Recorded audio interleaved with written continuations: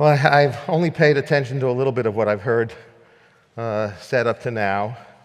I think I'm supposed to speak about, it says here, token, economy, and governance. And a couple of things that I've heard, well, typically whenever I go to these conferences, most of what I hear tends to pretty much upset me because there's a complete absence of governance. I think one speaker basically said one of the virtues of ICOs is you don't even need to have a business plan. So I guess that's a good thing, is to raise money not knowing what you're going to do. And also there's a difference between not necessarily generating profits and creating value, okay? So whatever you do, you have to create value. Other than that, you're doing something that's completely useless.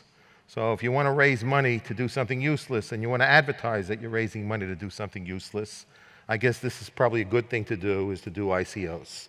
And maybe that's why almost every ICO is trading right now below its initial ICO price. So far, the only thing people have proven with blockchain is it's clever for raising money. And most of what people talk about doing in blockchain, I see a lot of the conversations are all about the tech. They're not about any problem somebody's going to solve other than scalability. And if you scale it, what are you going to do with it when you scale it? Like when I read a lot of people, I mean, I'm a Bitcoin person. So I read a lot of people say Bitcoin has failed because it can't be used as a payment. So the use case is as a payment because that's what Satoshi paper says. So right now, money, if you look back at how you define money, 1/3 of money is used as a currency for payment. 2/3 of how we define money, because there's a whole bunch of monetary aggregates. There's a monetary base, there's M1, there's M2, there's M3, there's a Divisia index. So there's all sorts of indexes of how we determine, how we define what money is. And really, if you ask the central bankers, they really don't have a precise definition for money. But for the vague definition we have for money, 2/3 of money is a store of value, 1/3 of it is a form of payment. So the greatest value for money is as a store of value, not as a form of payment. People tend to not get rich spending money, they tend to get rich accumulating wealth. So the most important function of money is to accumulate wealth as a store of value, to invest in something that goes up and that functions as a store of value. So Bitcoin functions, so far has functioned, and even in spite of the most recent bear market, has functioned as a pretty good store of value over the last 10-year period of time. And it's designed to work efficiently as a store of value. Now, to work as a payment, you have to think about what makes a good payment. There's something called Gresham's Law, and Gresham's Law says bad money forces good money out of circulation. So people want to spend the worst form of money they have.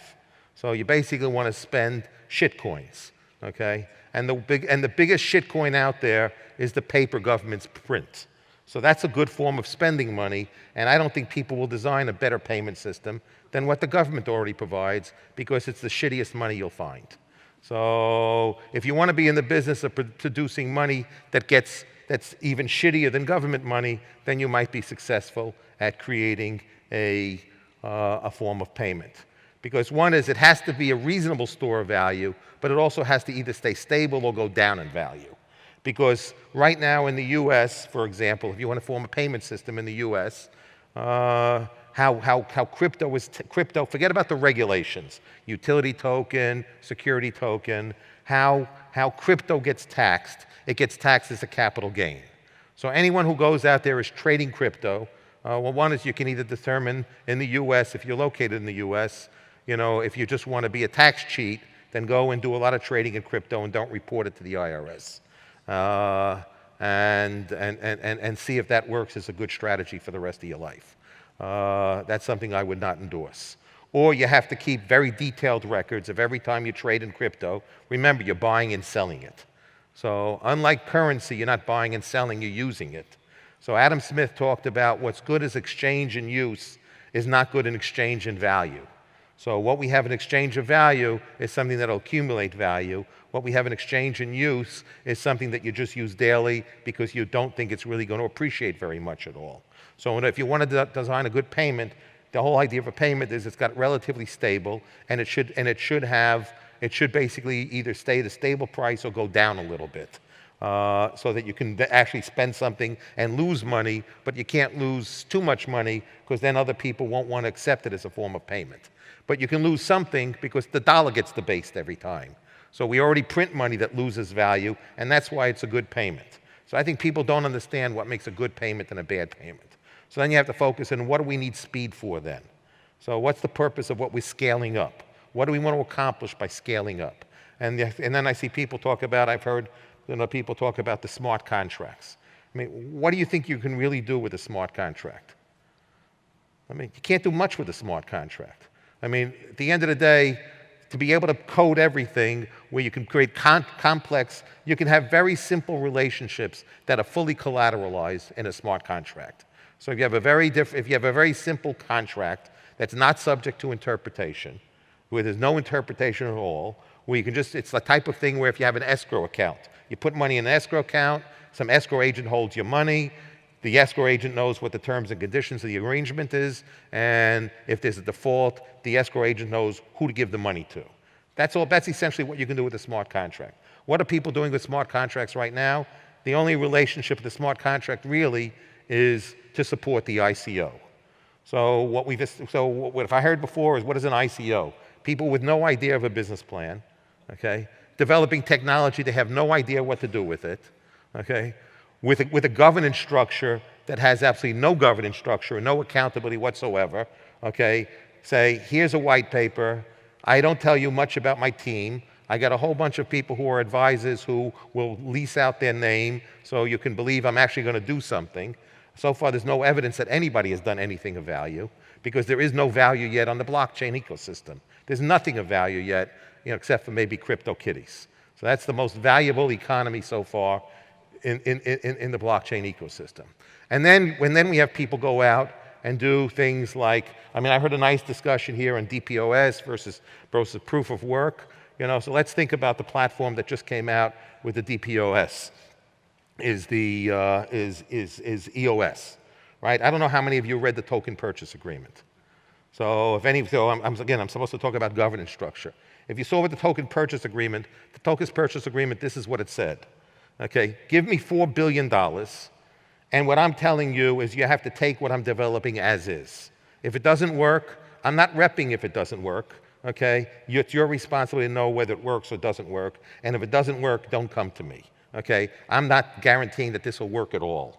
Okay, if it doesn't work, you can't call me, and there is no warranty, there is no guarantee. Okay, once I have my $4 billion, this is yours completely as is, and you're on your own. And I've warned you that I'm not going to do anything. It might not work, and the token might be worthless.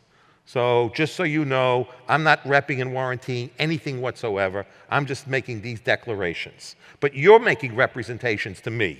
The representations you're making to me is you completely understand my absence of not making any representations. So you understand the fact that I've told you, you're validating that when you give me a check, you understand that you know that this might be a piece of garbage. It might not work, that I'm not going to help it work. Okay, and the token might be worthless. So I'm only going to accept your money if you rep and warranty that you understand all these as facts, because if it doesn't work, okay, then there's no way you can come back and sue me. So if that's what we want to have as a good governance system, if we want to build the decentralized world, okay, do you want to build a decentralized world based upon a governance system like that?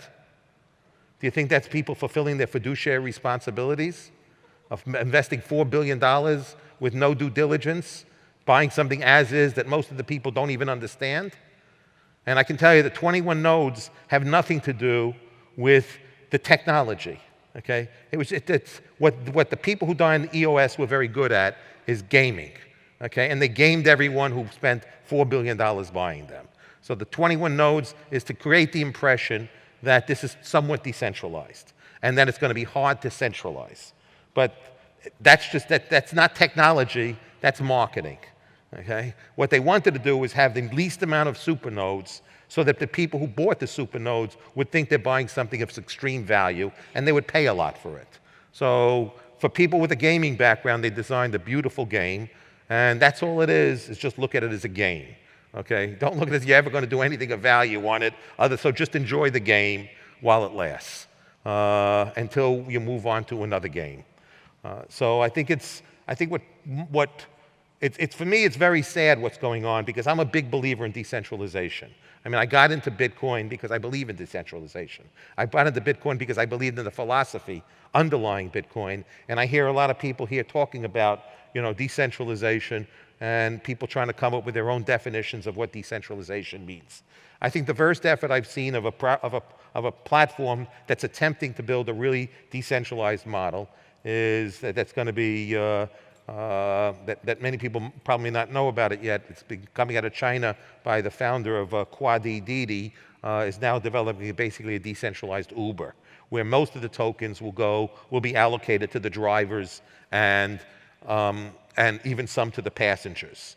So the real potential I see for decentralization is people designing an ecosystem where everybody who participates in the ecosystem gets a real reward, not a phony reward.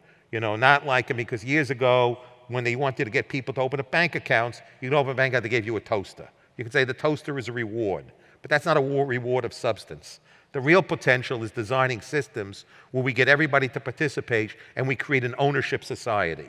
One of the biggest problems in finance, one of the biggest problems in business is how we align people's incentives. So we have all these complicated contracts to basically help people try and align incentives, and none of them work very well. Probably the best incentive is everybody to have skin in the game. So we can use tokens to basically have everybody have skin in the game.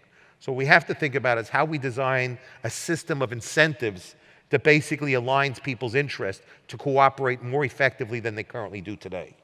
And if blockchain plays a role in that, we should approach it the same way Bitcoin was approached. If you take a look at how Bitcoin was approached, people said, I want to create hard money. I want to create a way for peer-to-peer to exchange value and trust the process of exchanging value. They didn't say, gee, there's this blockchain coming out there. Let me find a use case for blockchain. They found a problem.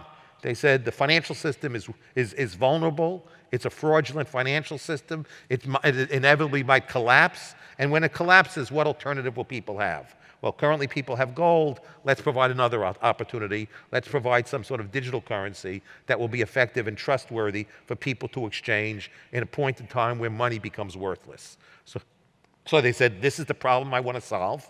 And then I look for the elements of tool to solve the problem. So here, nobody has a business plan because nobody knows what problem they're trying to solve. They're just working on nice technology.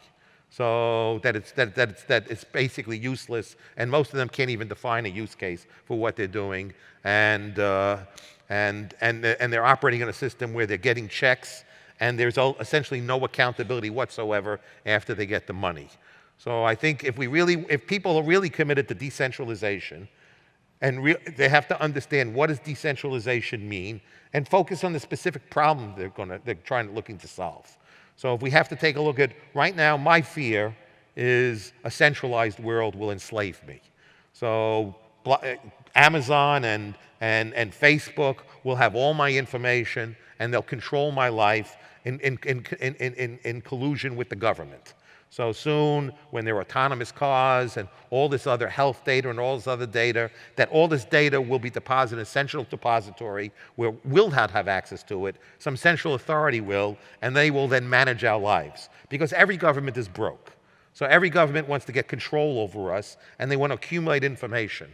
So every day, we're an input into people's production function. The most valuable thing that gets produced every day, everyone in this room produces. They produce data. They produce information. Only they're the only ones not profiting on what they're producing. So the opportunity that we have is to understand where the most valuable input into people's production function, because what people most want is the information we produce. But we don't know how to capture and take ownership of that information and then use it in a way that creates value for us rather than having value extracted from us. So what I would hope for I can leave behind in the 15 seconds I have left is for you to all think about, I think I'm already over 20 seconds, so now 23 seconds, is for you to really think about, don't think about blockchain, okay? Think about most blockchain is bullshit, okay? So think about the type of problems you want to solve and then think through the tools that might be necessary to accomplish designing the problem that you want to solve.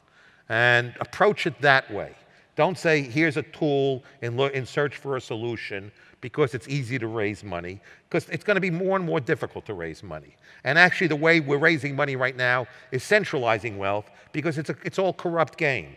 Everybody wants to go everyone wants to have a relationship with the exchanges. So you have to have, I mean, Binance was here, before, and they got Binance Labs, and Binance Lab is sponsoring my friend's project. So I don't want to say things too horrible about it, but it's embedded with so many conflicts of interest. How do we want to build trustless platforms where by design everything is embedded with the conflict of interest, and everything that goes on prior to the creation of the blockchain is done opaquely, done corruptly, and completely inconsistent with the values that everybody gets here and speaks about. The only one that didn't do that was Bitcoin, okay? What Bitcoin did is they put a protocol out, they put a paper, and Satoshi mined the first Bitcoin. Satoshi worked for the first Bitcoin. So there was no, here's my ICO, look at all this stuff. It was, here's this protocol, I put it out in the domain. Satoshi didn't have to be the first person to produce Bitcoin. Anyone could have had, once the paper came out, it was this open source paper. Anybody could have done that. So Satoshi was the first mover, and then other people followed. So that's a way of doing a project. And Bitcoin is worth more than any other crypto out there. It doesn't have a sales force, it doesn't have a marketing team, it didn't have an ICO, yet it's still more valuable because the value is in the design of its protocol, and at least there's an understanding among many people who have adopted it that it's a very good store of value. And people bet that it's a good store of value, and they don't need a sales team, they don't need a branch like Consensus to market it, or they don't need to hire all the people on WeChat to put on the t-shirts and say, yeah, rah, rah, buy this crap. So, because the protocol speaks for itself.